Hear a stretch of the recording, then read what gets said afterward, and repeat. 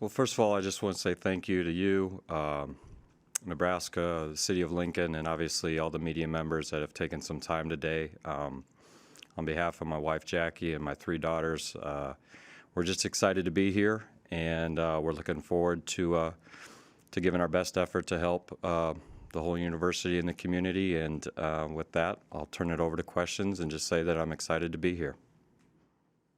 Robin Washut, go first, please. Hey, Nate, welcome to Nebraska. Thanks. Glad to be here, I guess, Robin. yeah, I know it's been well documented, your connection with Coach Hoiberg and the familiarity you have with working with him at multiple stops. But with Nebraska in particular, beyond that relationship and that history, what were some of the main selling points for you about, a program that hasn't had a lot of wins the last couple of years? I guess what besides just working with Fred made you decide to take this job? Well, first and foremost, I think I can take it back a little further. I grew up in Cedar Falls, Iowa. My parents both went to Iowa State, so I grew up following Iowa State, but the old Big 8 days. I grew up following the Big 8 and following Nebraska.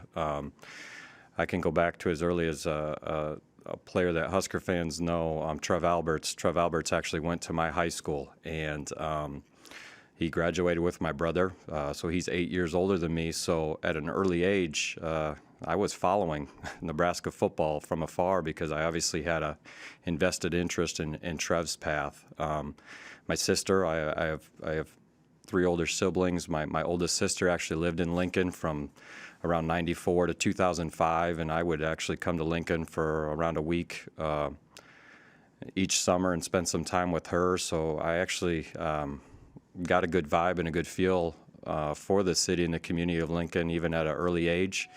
I can even take it a step further. I applied to three schools, and one was Iowa State, one was Central College to play small college football, and the third was actually Nebraska. And if I wasn't going to go to Iowa State, I was going to actually go to Nebraska because I did like some of the things. So obviously this is the first time I'm experiencing everything firsthand and declaring residency and all that, but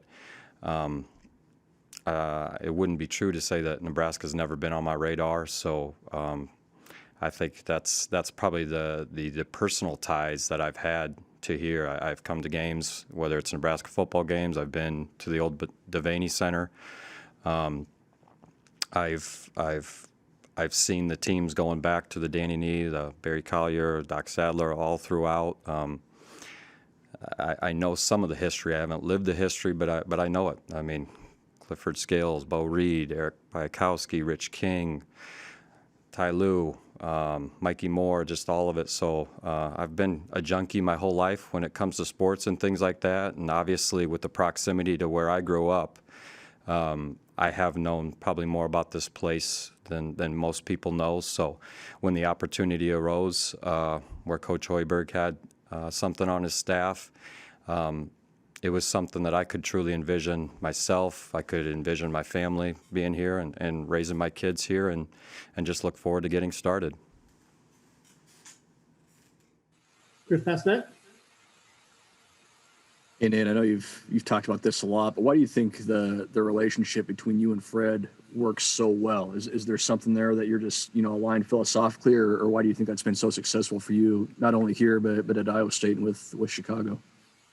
Well, I think I could take it a step further. I spent 6 years at the University of Southern Mississippi with Larry Eustachio. I feel is one of the better defensive and rebounding coaches that I've been around. And when I decided to get back into college basketball and the opportunity arose with Fred, obviously his offensive acumen was just off the charts, and I was really drawn to that. So for me personally, I was excited about that opportunity when I left for Iowa State, just because I felt like I had a very good defensive background, and to get the offensive background as well with him, I just thought would make me a more complete coach.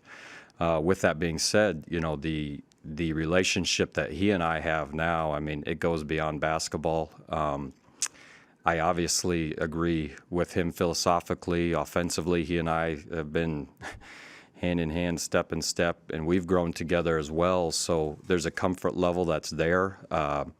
We can already speak the same language. There's not. I mean, it's like the last day we had with the Bulls was the first day here. There was just like there was no gap there. And to be honest with you, I still had followed his program here in Nebraska in his 2 years as well. So from that standpoint, that transition was very easy. And to take it even further, I'm a basketball coach, but I'm also a husband and a father as well. And that's very important to me, the family aspect. And to be honest with you, Fred understands it. He's a family man as well. And he understands what it's like to have the balance. And that's important for me personally. And to get the opportunity to work again with him. I mean, both of us are competitive natures off the charts and understand that. But at the end of the day, too, our family is super important. And he gets that and understands that. So when I can have that sort of balance, I know that I can be the most effective teacher I can be. So to get the opportunity to come and work with him again is just a blessing for us and our family. Sam McEwen.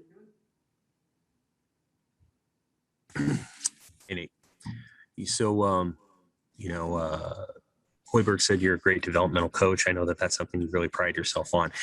What would you consider your specialty in development? What do you feel like you do really well in developing players? And what do you think the skill set of the Husker players you've already worked with? It's first of all, it's a little ironic to me. I've never wanted to necessarily pigeonhole myself into one category. I came into the profession just kind of as I called it a bottom of funnel guy, just catch all the little things. I was a manager for a little while.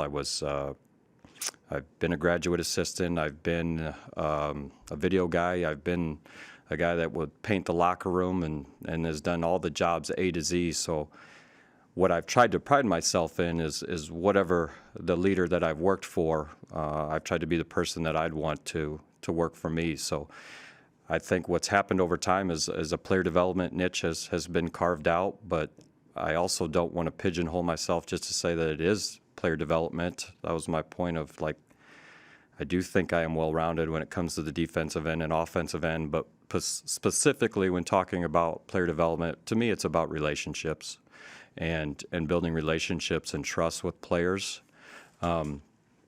I don't think players are cookie cutter. I don't think, even as a teacher, I used to say my teaching philosophy was a little more eclectic. I like to take the best out of different parts of what I am and try to be authentic. And when it comes to that, I think if you're authentic, then you're able to relate to your student or to your player better. And whether that's a high school, a college, or a pro player, I think ultimately gaining that relationship and trust first is important. So with that being said, I've just tried to really pour into these guys. I'm at Nebraska now. This is the most important place for me and my family. And these players are at the top of my list and my focus. So I've been trying to download them, meaning that I'm trying to figure out how they work, how they operate. And that's a process. And these guys have been great. I appreciate their enthusiasm. They've been very receptive. But one of my philosophies is, and I'll tell each player this, is I strive to make this a we program. I think it's this day and age, it's tough to make it all about my program. I think it's also can be not as effective as if it's just their program. I want to make this a we program, and obviously there's direction that I'm going to provide and parameters, but I want them to feel invested in their development, because when they are, I think that they put more into it. Whereas if it's just straight me telling and guiding everything, I think that doesn't lead to quite the effectiveness, and that's just how I've tried to approach my overall development philosophy. Brian Christopherson. Hey, Coach, welcome. Thank you. How much appeal is there in joining a program that it hasn't broken through yet, but you've been here, you said, and you've perhaps seen the framework with the facilities and the arena, and there's a passion to build it up. What's the appeal on that, maybe? Well, I mean, I can already say I love Lincoln. I love the school. The facilities are off the chart. We played our first exhibition with the Bulls against the Dallas Mavericks in my first year with the Bulls. So that was the first time experiencing Pinnacle Bank Arena. I had been to the Devaney Center before, but that was the first time. So obviously I saw the facilities there. I went to the practice facility, the Hendricks Complex. I visited there, I think the year after it was built. So obviously the resources were all in place. I understand that we're obviously in an elite conference. I obviously realize that tradition-wise, there hasn't been maybe a level of sustained success. I think there's been blips. I think there's been times where it's been close, but so there's obviously that. But at the end of the day, I'm not really concerned about what's happened in the past. I'm very into attacking the task at hand and tackling things one day at a time. And I think if you develop consistent professional work habits with players and try to teach them the right way and to teach them things that were going to ultimately lead to good things, then I think from there doors open. That's how I've tackled my own career. I never thought I would be coaching at Iowa State, the Bulls, or even Nebraska. I've attacked whatever situation I've been in and let the doors open from there. And I think it's the same thing. We can't get caught up in what's happened in the past. I think we can't get too far ahead of ourselves in the future. But whether it's one workout at a time, one lift at a time, one day at a time, I think if we can string together, great days and hold each other accountable that way, I think that's where things start to turn in the right direction that I think everybody around here would like to see. Thank you. Robin Washut. You had limited interaction with the players currently on campus, but from what you've been able to gather, what's your sense of this group? I know it's a lot of veteran players, some of which have experienced a lot of success at other destinations. I guess what's your read on this particular group, and do they have the investment that you were talking about when it comes to taking their games to that next level? So far, I would say yes. I mean, the thing that has jumped out to me is just their hunger level, their desire to get better. It's not a chase. It's what can we do, coach? How can we get better? Obviously, it starts there.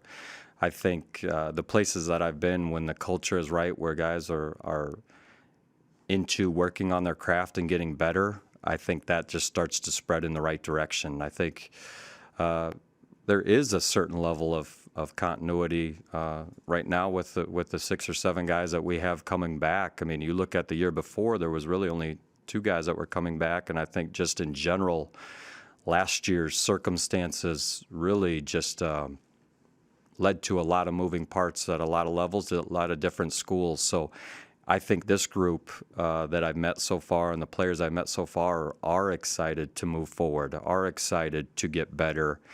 And that's exciting, because if it starts there and they start to pull each other and everybody, there's always that newness. And I understand, like with me coming in, I'm new, I'm coming from a different level. So there's that excitement and anticipation, but there's been no resistance. And I think we're building a good foundation, personally speaking, when it comes to relationships. So that way, when the natural mundane of the day-to-day stuff, if we build that trust now, then when those tough times hit, I think it'll be easier for us to stay together. I think coaching and teaching parallels life in a lot of ways. I think, it's the old adage, everybody has a plan until they get hit. So how do you respond to adversity? How do you adjust to adversity? I think ultimately we all know it's going to happen at some point in time, but if you develop some of those things in place to be able to weather some of those storms, I think ultimately that helps get you on track. I mean, this is a competitive business, as we know, and a profession. Other teams are trying to win too. So it's all about, trying to move forward in the same direction and trying to maximize what our abilities are.